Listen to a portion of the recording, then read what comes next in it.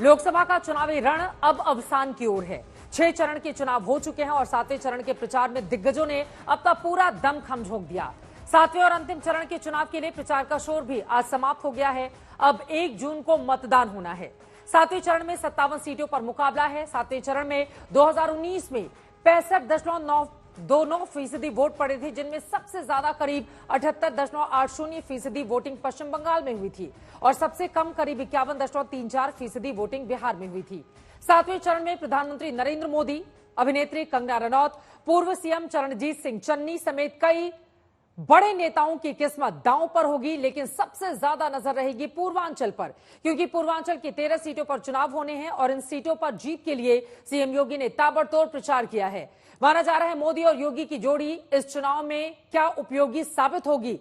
BJP की ओर से लगातार इस बात का दावा किया जा रहा है। प्रचार खत्म हो गया है, मगर सियासत इन सब के बीच रुकने का नाम नहीं ले रही।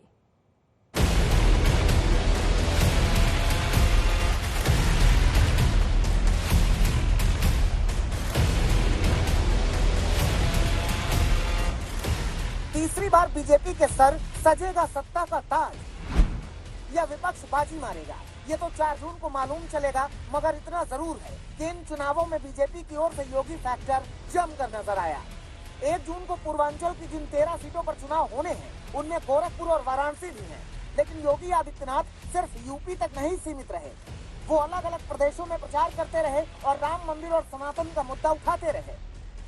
जब पत्रकार पूछते हैं कि 400 पार कैसे, तो जवाब जनता जनार्दन देती है। जनता जनार्दन की ओर से जवाब जाता है कि जो राम को लाए हैं हम उनको, जो राम को लाए हैं, और दूसरा जनता कहती है कि राम भक्त ही राज करेगा दिल्ली के सिंहासन पर। योगी आदित्यनाथ ने अपनी हर सभा में ये बात जरूर कही। कह सकते हैं कि धर्म की धुरी पर योगी की सियासत नाचती रही। इसके अलावा यूपी में अपराधियों के प्रति योगी की छवि भी बीजेपी का भरोसा बढ़ाती रही। तभी तो गृह मंत्री योगी की शान में कसीदे पढ़ते हैं। आपने 2017 में भाजपा सरकार बनाई, मोदी जी ने योगी जी को मुख्यमंत्री बनाया और योगी जी ने माफियाओं को उल्टा लटका कर सीधा करने का काम योगी आदित्यनाथ। अब कोई माफिया की हिम्मत नहीं है कि गरीबों की भूमि को कब्जा पाए, किसी की हिम्मत नहीं है।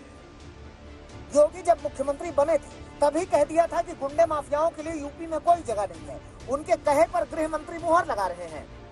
भारतीय जनता पार्टी ने पूर्वांचल को मच्छर और माफिया दोनों से मुक्त कराने का काम भारतीय जनता पार्टी।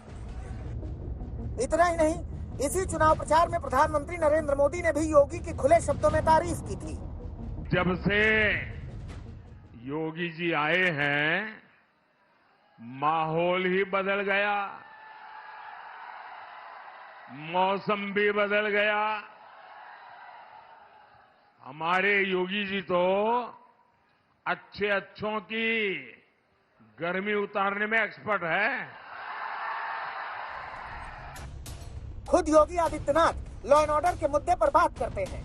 कभी कभी मुझे लगता है कि कानून का राज स्थापित करने के बाद भी जब चुनाव आते हैं तो इन गुंडों की गर्मी चढ़ने लगती है। चुनाव परिणाम आएंगे, गुंडों की गर्मी भी धीरे धीरे करके अपने आप शांत होती जाएगी। यूं समझिए कि पीएम मोदी के बाद अगर विपक्षी दलों के निशाने पर सबसे ज्यादा कोई नेता रहा तो कहा जा सकता है कि वो योगी ही थे। योगी जी आए या कोई आए, हम तो पहले भी कहे ना भाई, वो नॉर्थ कोरिया वाला है ना किंग जॉन्ग, उसको भी बुला ले बिहार और दोनों को, योगी जी और उन दोनों को साथ खड़ा कर दिया जाए। एक ही टाइप है ना भाई। योगी ने बिहार में ताबड़तोड़ रैलियां की, उसके बाद ही तेजस्वी का ये बयान आया था। अखिलेश भी योगी को निशाने पर लेते रहे हैं। पूरे चुनाव में योगी आदित्यनाथ खूब चर्चा में रहे। क्या सत्ता पक्ष क्या विपक्ष सबकी जुबान पर रहे। अब 1 जून को पूर्वांचल की 13 सीटों पर चुनाव है और 4 जून को परिणाम है। देखना होगा कि योगी फैक्टर ने कितना काम किया। आज तक ब्यूरो।